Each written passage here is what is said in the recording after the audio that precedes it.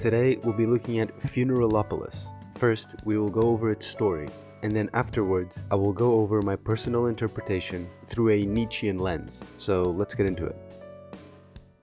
You play as an unnamed man, serving as an overseer of an apartment block in 1980s communist Poland. From my understanding, these commie blocks would sometimes have a sort of designated supervisor, who was responsible not only for the broad bureaucratic duties related to that building, but also the more mundane, day-to-day issues among residents.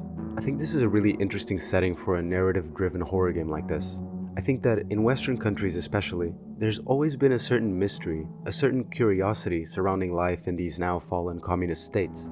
You can sort of see it in the abundance of content exploring post-Soviet landscapes, its abandoned structures, and the little remains of Cold War-era life in these places. A Soviet spoon. A real Soviet spoon.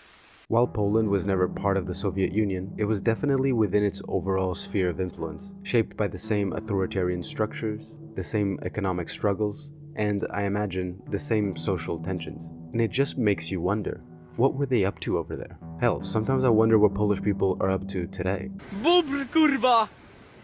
Ja pierdolę! Our protagonist says, the streets are much quieter nowadays.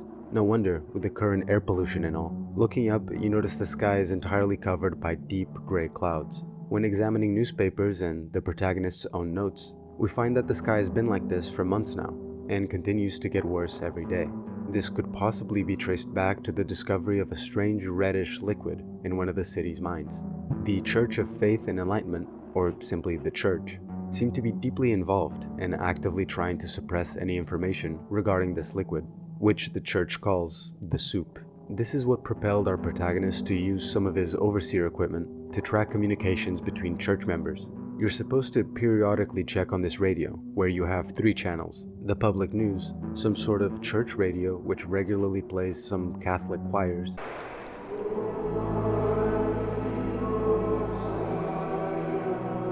and the church's private radio, where members talk about the abnormal things that have been happening since discovering the red soup. The whole game is very one-note, and I mean that as a compliment.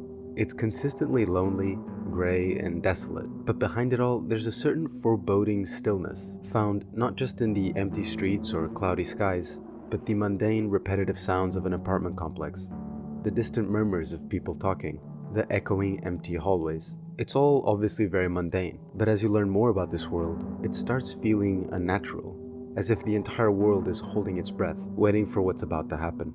It's something that might not come across clearly in this video, which is why I highly recommend you play this game first before watching it. The game is completely free, by the way. We now have time to get familiar with the apartment and make some dinner.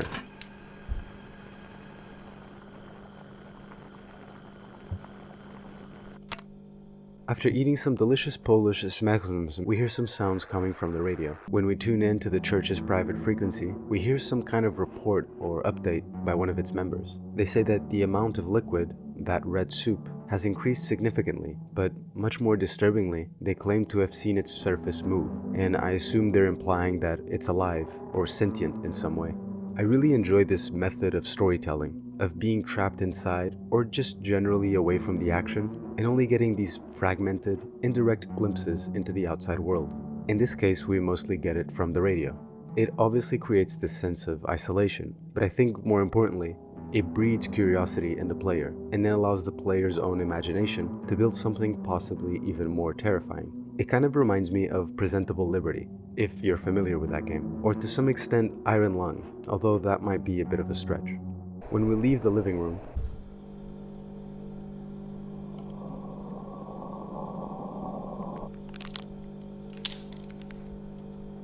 a small crack we had on our kitchen wall becomes a large hole. The protagonist says, "I can't see through the hole, it's pitch black." Is this one of the abnormal things churchmen were talking about on the radio? I need to see if the wall on the other side is broken as well. When we go over to the stairs and look at the other side of the kitchen wall, we see that it's completely normal, and we can only guess where that hole could possibly lead to, since it doesn't seem to follow conventional laws of reality. We then chat with Adam, a young college-aged man who has recently moved into this building. He's a nice guy. And then there's also a creepy old guy called Mr. Gnida, who lives in the apartment in front of Adam's, and some strange noises can be heard when you get closer to his door. But it's now time to go home and go to bed, leaving the mystical hole in the kitchen a problem for tomorrow. We are woken up in the middle of the night by presumably the sounds of the radio. Some churchmen are evacuating people from an apartment complex due to some strange anomaly in the basement. Looking out across our balcony, we see that it's the neighboring building, and we head over to the hallway with Adam to see what's going on.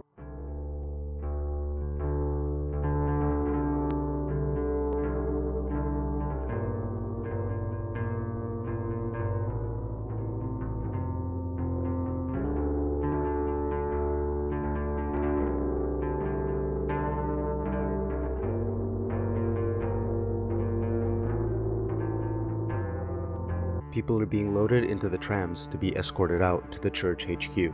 I have to say, I was very impressed by just how cinematic this game can be. It's not common that indie horror games will have these type of cutscenes, or this amount of world building for that matter. The art style is also very good. Often you'll find indie games with a low poly art style, and it can come across as amateur-ish, as if the retro look is being used as a bit of a crutch for time constraints or even a lack of experience. But here it feels very deliberate, very consistent, and just overall very well executed. Anyway, while the creepy old guy's apartment is still making that strange noise, we go back to sleep. When we wake up, we go to check on the radio. Church members seem to be having trouble containing whatever it is that they're containing. They say, from now on, all marked buildings confirmed to show dangerous activity must be placed under mandatory lockdown. The protagonist wonders if the hole in the kitchen would count as dangerous activity, and is overall just very chill about all of this. I mean, it's just making weird demon sounds now. It should be fine. He decides to record the sounds coming from the hole to determine whether it's dangerous or not. So we get some equipment, and now we have to get a cable from our overseer office. But it seems like some church members have come into the apartment complex, presumably to check on any of those anomalies, like the hole in our kitchen wall. We wait for them to leave, but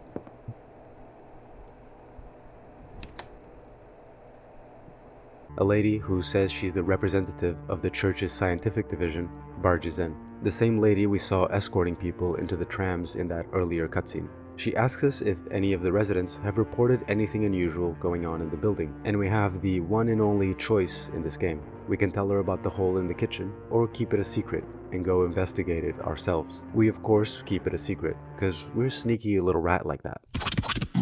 And use the cable to connect the microphone and go take some notes to pass the time while the sound is being recorded. We then go and check the sound.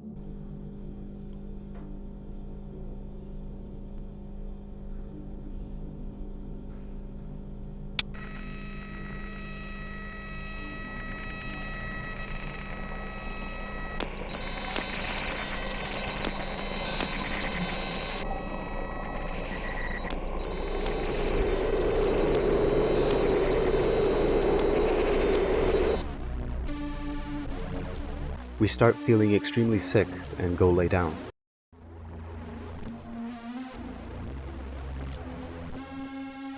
We are now in this red world with one singular door in the middle.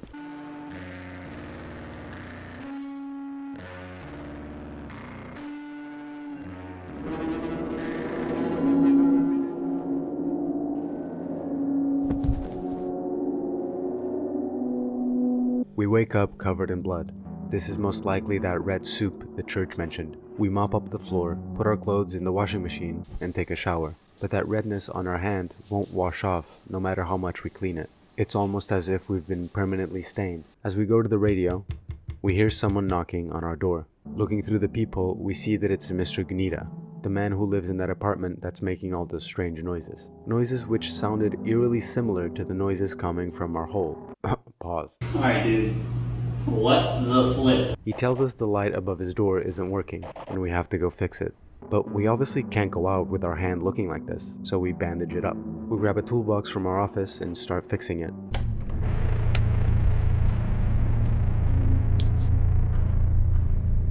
He's very curious about the bandage in our hand. This is most likely because he knows we've interacted with the red soup, and I assume so did he. In the end, he says, "See you in hell." It's as if Mr. Gnida has a deeper understanding of this red soup, or perhaps has been consumed by it, as he does seem to have some red marks on his hands and neck. Adam overheard our conversation and tells us he hasn't seen Mr. Gnida leave his apartment since he came back from the factories, which, according to newspapers, seem to be a hotbed for this red soup and its effects. So the one time he's left his apartments was to knock on our door, just after we were staying by the soup. It all seems too coincidental. We ask Adam if the noises emanating from Mr. Gnida's apartment have bothered him, and Adam replies saying that he hasn't heard any noises. In fact, Mr. Gnida was so quiet, Adam was worried that he might have died. When we go back, we tune into the radio news station to hear some kind of gruesome, bloody incident in our street. When we go to the balcony, we see it.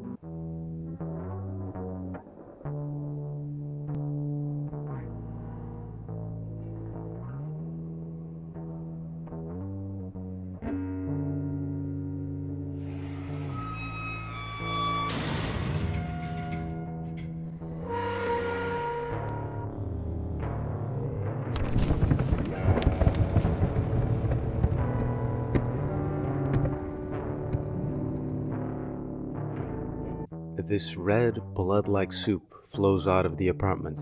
The hole in the kitchen becomes larger, and the earth seems to terraform. Whatever this is, it's taking control of this entire block. The bandage is getting itchy, and we decide to take it off, as we're not planning to go outside again today. We tune into the church's private radio, and overhear a church member describing someone fully transformed by the red soup. He says, "The guy just wouldn't shut up."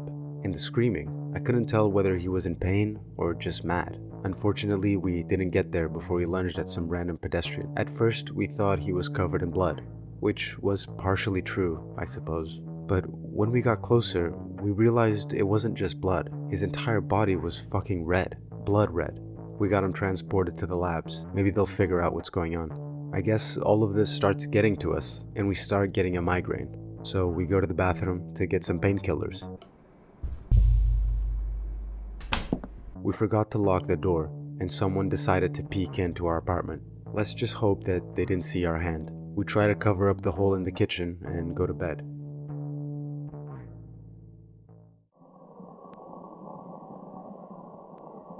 We seem to wake up, but within a dream. We head over to the radio to hear a cryptic message. Imagine your face melts down and falls off every day, but you can pick it up and mold it back together. Would you make yourself a new one? How long would it take for you to get bored of repeating the same thing every day? You know, after a while, you stop caring whether your face is there or not. It's easier this way, and it's not like anybody cares. A slowed down gospel begins to play.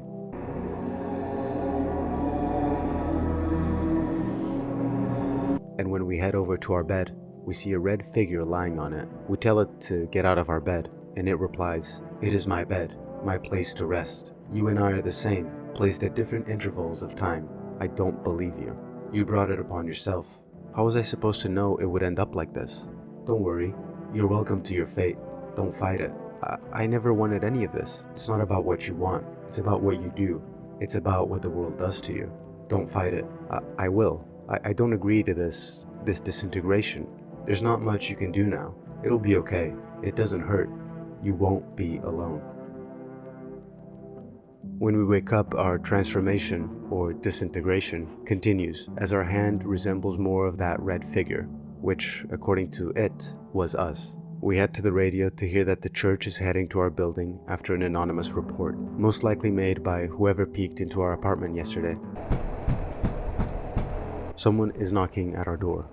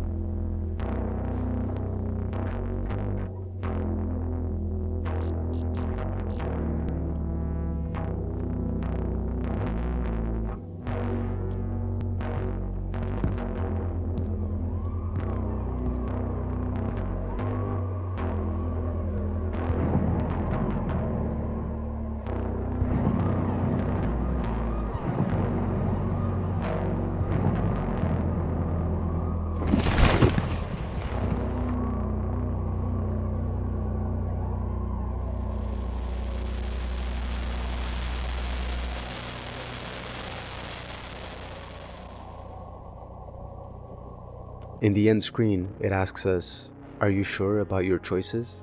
But there is another ending.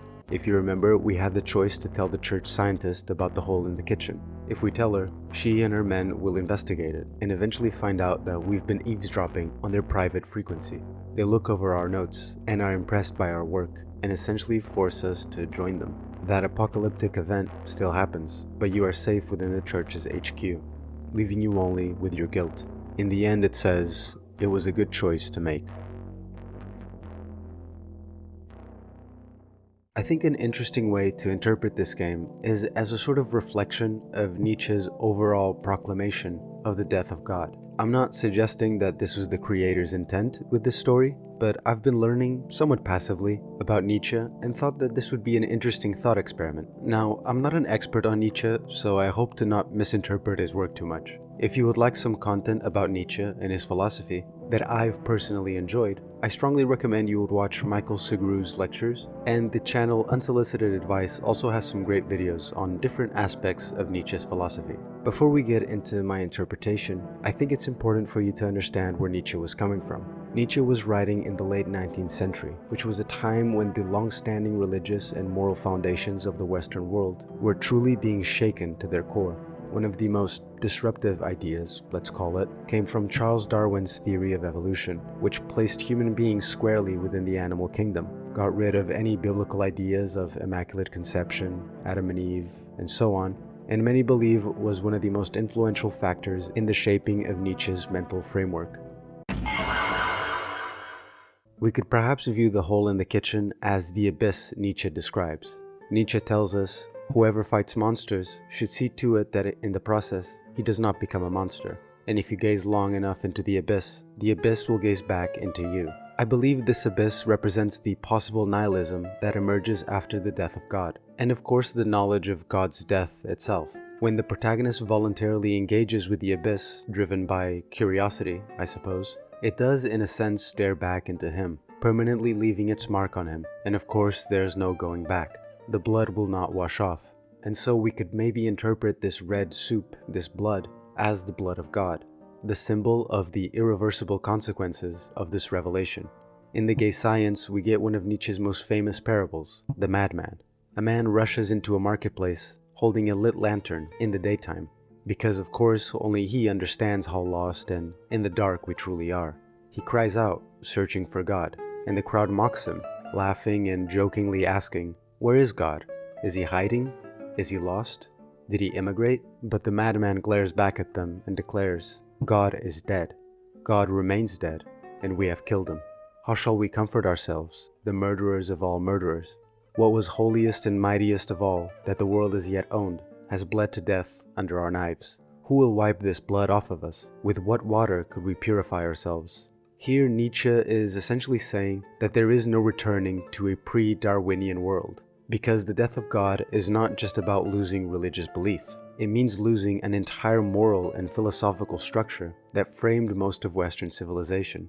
The madman's question, who will wipe this blood off us, is represented in the protagonist's own permanent red blood on his hand, symbolizing that once we recognize this existential shift, once we hear of it, much like the sounds the protagonist hears and Adam doesn't, we cannot unhear it. We cannot unlearn what we have learned. We could also view both the red empty space within the abyss and the perpetual clouds caused by the polluted air as a representation of the madman's symbolic vision of the world without God. The madman tells the crowd, where are we moving to? Away from all suns? Are we not continually falling, and backwards, sideways, forwards, in all directions? Is there still an up and down? Aren't we straying as though through an infinite nothing? Isn't empty space breathing at us? Hasn't it got colder? Isn't night and more night coming again and again? Don't lanterns have to be lit in the morning? The death of God is no small matter. It is, in a way, like an earthquake, which shifts the entire foundation of our society.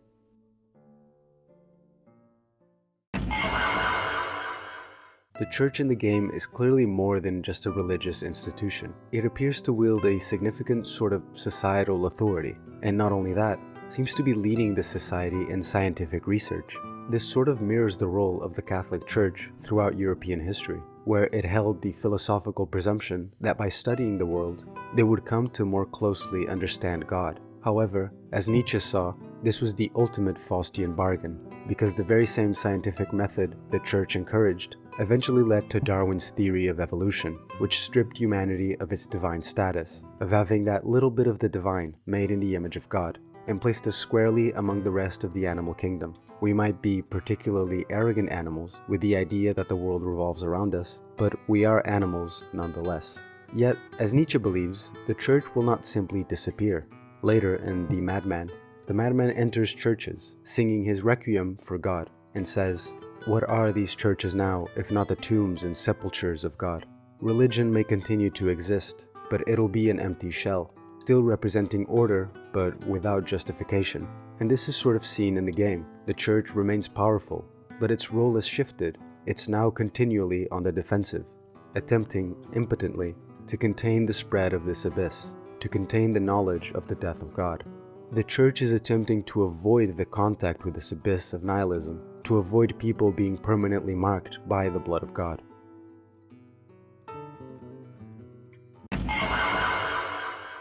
During the dream, on the radio we hear, "Imagine if every day your face falls off, and you have to pick it up and mold it back together. Would you make yourself a new one? How long would it take for you to get bored of doing the same thing every day?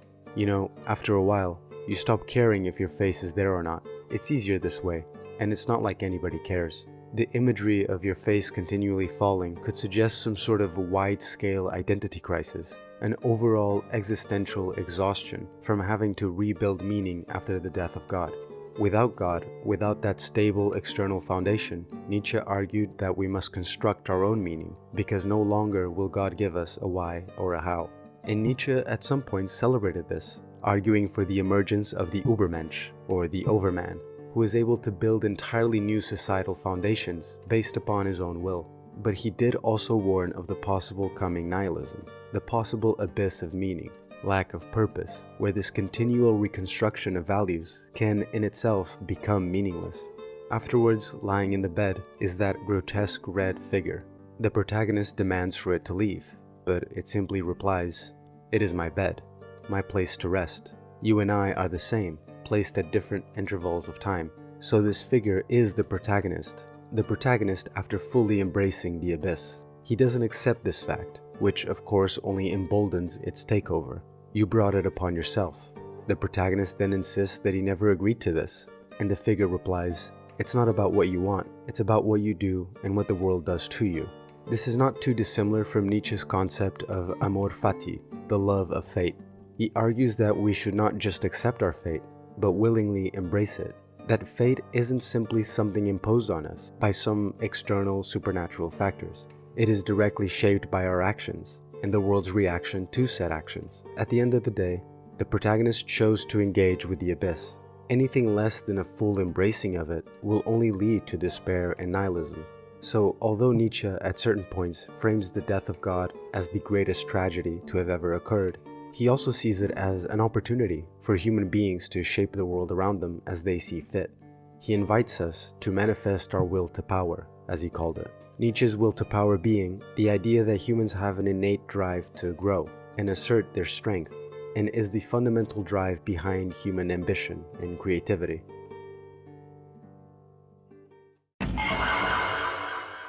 Those lines in the endings seem to be written by the church itself, as they seem to push the player towards accepting the church's comfort and authority. The abyss ending tries to plant the seed of doubt within you, while the church ending ends your story earlier and allows you to see less and pats you on the back for it.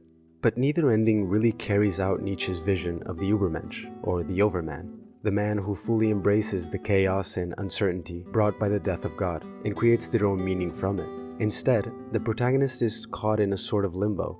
In the abyss ending, he's surrounded by the nihilistic, chaotic red world, and in the other, they retreat into the church, but subconsciously feel guilty for it, most likely because they have the subconscious feeling that they are deliberately avoiding something of great importance. Perhaps the abyss ending, which is most likely the true ending of the game, mirrors this strange transitional stage we live in today. You could say that we exist in a world where we have neither fully abandoned religion and religiosity, nor have we elevated ourselves to the status of Nietzsche's Übermensch.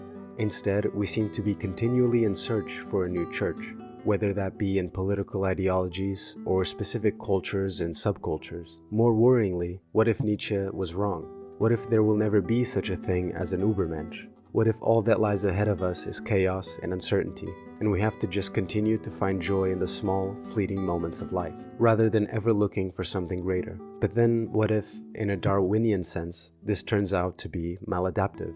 What if those who cling to faith, to the safety and certainty that religion provides, are the ones destined to inherit the earth? The religious do seem to propagate themselves much more than us agnostics and atheists. What if that higher meaning that religion provides is a necessary component for the survival of the human race? I don't have an answer to these questions, and if anyone tells you they do, be wary, because they may simply be offering you another idol to worship. But I do know this: once you have looked into the abyss, there is no going back.